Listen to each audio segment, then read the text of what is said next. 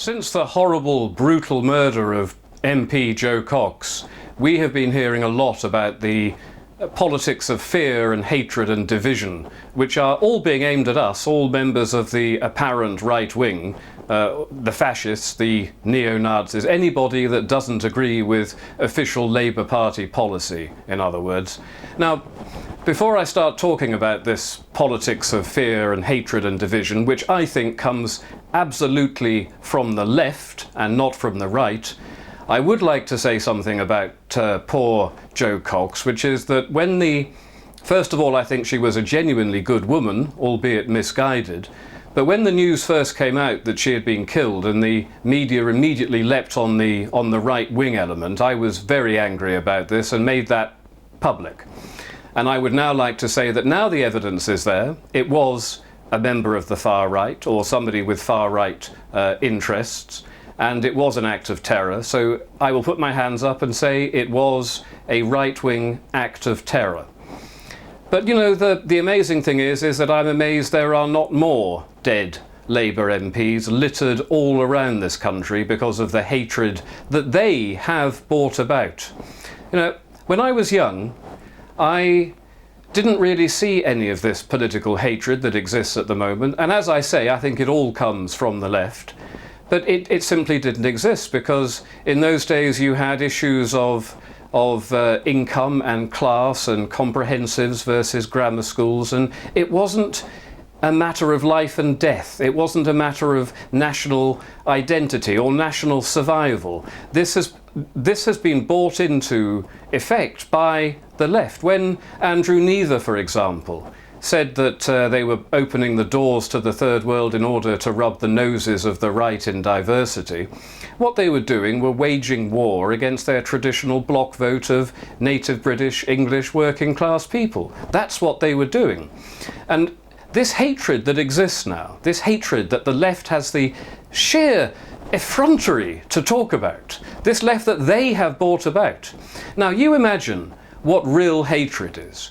You imagine what real hatred is, not some Brendan Cox imaginary hatred that he uses for political purposes against us, but real genuine hatred, such as your daughter or your niece had been sexually abused, raped, assaulted, drugged, burnt, covered in petrol, tortured by a Muslim gang. And then you imagine that the police did nothing about it. And then you imagine that a Labour MP, such as Dennis McShane, Rotherham MP, knew all about it, as he's admitted.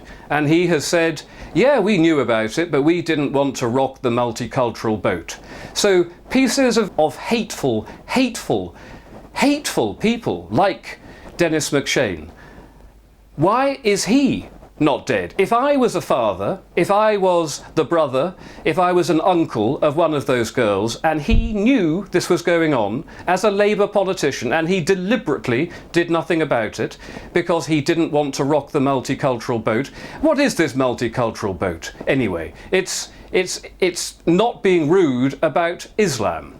It is putting Islam before the interests of the native people of this country. It shows what total and utter contempt the Labour Party has for the English working class, their very own people.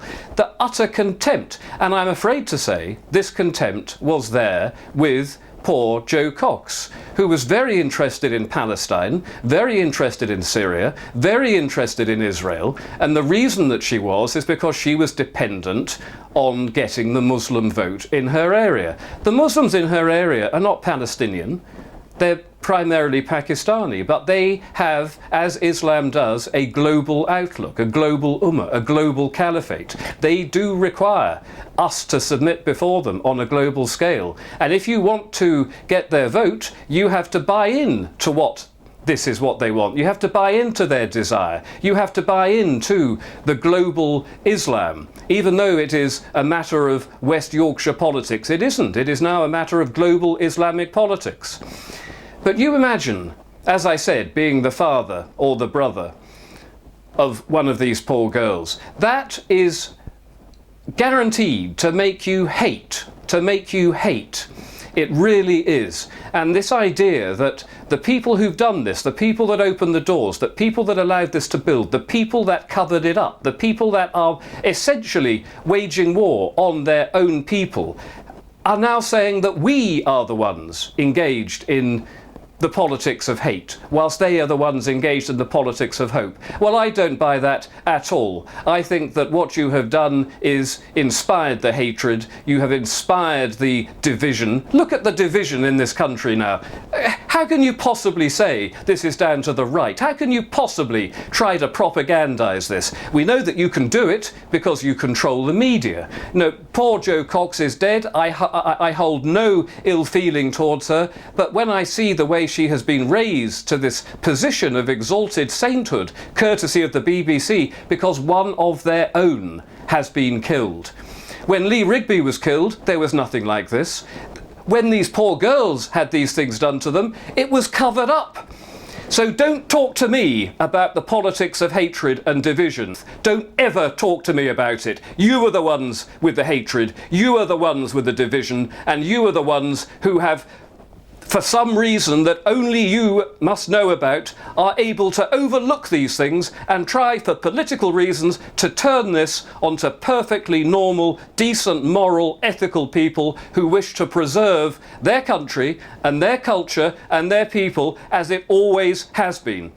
The idea that we are now labelled hateful, far right. Do you know, in 1939 to 1945, people like us that tried to do their best to defend their country and their culture and their people were given medals. In today's Labour, left liberal establishment Britain, we are not given any medals. We are threatened with arrest if we talk about these things, or we are simply smeared. It is not good enough. You left liberal people need to know that it is your fault. You brought this situation about with your policies of mass immigration, multiculturalism, pandering to Islam, whilst offering nothing other than a total hatred and contempt of your own people. So let that be very clear. It is your fault, the left liberals' fault entirely.